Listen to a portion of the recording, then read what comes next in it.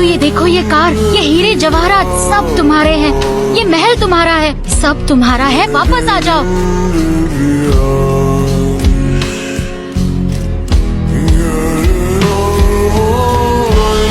रानी साहिबा, आपका बहुत बहुत शुक्रिया, लेकिन मेरे लिए सबसे बड़ी दौलत है मेरा दोस्त पतलू और मेरे फुरफुरी नगर के साथी।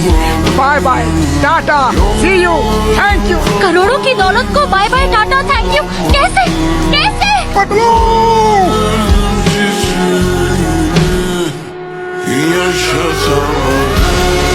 बस एक तू है जिसे दोस्त बोलता हूँ मैं, बस एक तू है जिसे दोस्त बोलता हूँ मैं, वरना साथ में ऐसे 50 बैठते हैं।